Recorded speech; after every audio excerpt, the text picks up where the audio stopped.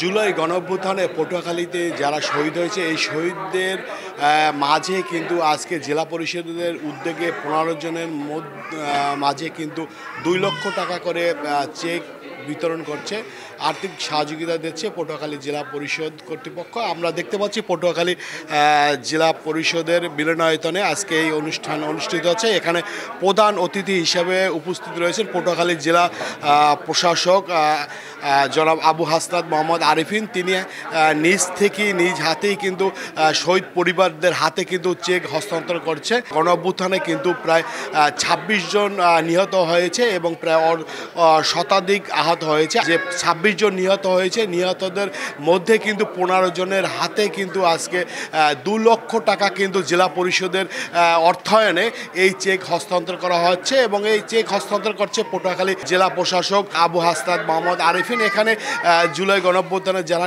শহীদ হয়েছেন শহীদের পরিবাররা কিন্তু এখানে উপস্থিত রয়েছেন। এছাড়া আমরা যে জেলার যে গণমাধ্যম কর্মীরা রয়েছেন, গণমাধ্যম কর্মীরা কিন্তু উপস্থিত রয়েছেন। এ বিষয়ে একটু কথা বলতে চাচ্ছি পটুয়াখালী জেলা প্রশাসক আবু হাসনাত মোহাম্মদ আরিফিনের সাথে, যে আসলে তারা এই যে জেলা পরিষদের উদ্যোগে কি হস্তান্তর করছেন এবং আগামীতে তাদের পরিবারদের যারা আমরা যতটুকু জানতে পেরেছি এখানে যে 26 জন নিহত হয়েছে গণঅভ্যুত্থানে 15 জনকে আর্থিক সহযোগিতা করা হচ্ছে জেলা পরিষদের মাধ্যমে।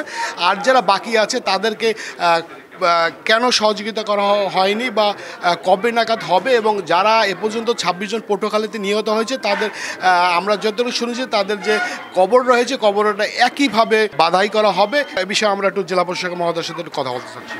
ধন্যবাদ আপনাকে। প্রথমে আমি আমাদের পটুয়াখালী জেলার যারা এই জুলাই অভ্যুত্থানে স্বৈরাচার ও ফ্যাসিবাদ বিরোধী আন্দোলনে যারা শহীদ হয়েছেন তাদের প্রতি গভীর শ্রদ্ধা জানাচ্ছি, তাদের আত্মার মাগফিরাত কামনা করছি। আপনারা আজকে দেখলেন যে এই শহীদ 25 জন, আমাদের 26 জন শহীদ হয়েছেন, কিন্তু 25 জনের আমাদের যারা গেজেটভুক্ত ইতিমধ্যে হয়েছেন। সর্বশেষ আপনারা জানেন যে গত 4 তারিখে আমাদের বাউফলের সন্তান হৃদয় ঈদের ছুটিতে দেশে গ্রামের বাড়িতে আসায় তিনি জুলাই আন্দোলনে আহত হয়েছিলেন এবং এখানে এসে তিনি মৃত্যুবরণ করেছেন। তো সেটি তার নাম এখনও গেজেটভুক্ত হয়নি। আমরা ইতিমধ্যেই জেলা কমিটির সভা করে তার কাগজপত্র স্বাস্থ্য মন্ত্রণালয় অধিদপ্তরে প্রেরণ করেছি। এটি গেজেটভুক্ত হলেই আমরা আমাদের যে জেলা পরিষদের পক্ষ থেকে যে আর্থিক অনুদান সেটি তার পরিবারের কাছে হস্তান্তর করা হবে। আজকে আমরা 25 জন শহীদ পরিবারে ইতিমধ্যে যারা গেজেটভুক্ত হয়েছেন তাদেরকে জেলা পরিষদের পক্ষ থেকে আর্থিক অনুদান তুলে দিচ্ছি। আপনারা ইতিমধ্যে যা অবলোকন করেছেন। সরকার সবসময় যারা এই জুলাই অভ্যুত্থানে বাংলাদেশের মানুষের জন্য, দেশের জন্য জীবন দিয়েছে তাদের পাশে সবসময় আছে এবং ভবিষ্যতেও থাকবে। ইতিমধ্যে জুলাই ফাউন্ডেশন থেকে তাদেরকে আর্থিক অনুদান দেওয়া হয়েছে। সরকার থেকে সঞ্চয়পত্র সহ বিভিন্ন সুযোগ সুবিধা তাদের দেয়া প্রক্রিয়াধীন আছে। আজকে জেলা পরিষদ থেকেও প্রত্যেক শহীদ পরিবারকে 2 লক্ষ করে টাকা করে আর্থিক অনুদান তুলে দেওয়া হচ্ছে। এছাড়াও আমরা আপনারা ইতিমধ্যেই অবগত হয়েছেন যে জেলা পরিষদের পক্ষ থেকে আমাদের যেসব শহীদের কবর অথবা স্মৃতিচিহ্ন তাদের দাহস্থল এই পটুয়াখালী জেলাতে রয়েছে সেগুলো বাধাই করার জন্য একটি প্রকল্প গ্রহণ করেছিলাম মন্ত্রণালয় কর্তৃক। সেটি ইতিমধ্যে অনুমোদন হয়েছে এবং অতি দ্রুত আমরা সেই কবরস্থানগুলো, তাদের যে সমাধিস্থল বা কবরস্থানগুলো বাধাই করার জন্য কার্যক্রম শুরু করব।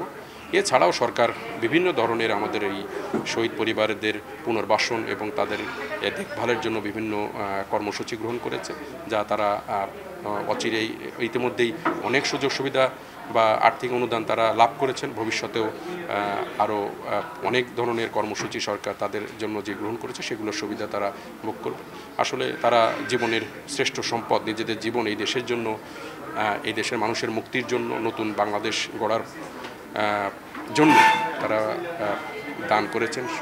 তো তাদের পরিবারের পাশে সরকার এবং জেলা প্রশাসন সবসময় থাকবে এবং আশা করি যে এই নিয়ে তাদের পরিবারের যে সদস্যরা আছেন, তাদের ছেলে মেয়েরা আছেন, মা বাবা আছেন, তারা আস্তে আস্তে তাদের জীবনকে আবার পুনরায় শুরু করতে পারবেন। কি সহযোগিতা? আমার নাম শাহ আলম, আমার ছেলের নাম আতিকুল ইসলাম। জব করতো বাইং হাউসে। অফিস দিয়ে আসার পথে গুলি লেগে তিনি নিহত হন এবং 10 নম্বর থাকতো আর কি বিআরটিসির পিছনে রূপায়ণের 10 তলায়।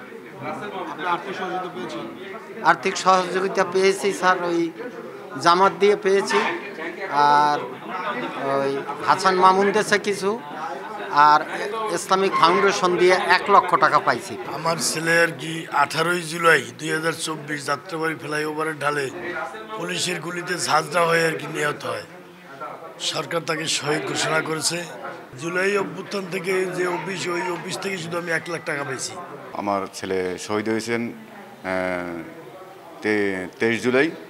তো সে থেকে আমাদের পাশে সবাই বিভিন্ন সংস্থা ছিল এবং আজকের এই যে আমাদের পটুয়াখালী জেলা পরিষদ আমাদের ডেকেছেন এবং 2 লক্ষ টাকা করে চেক আমাদের দিয়েছেন, প্রদান করছেন।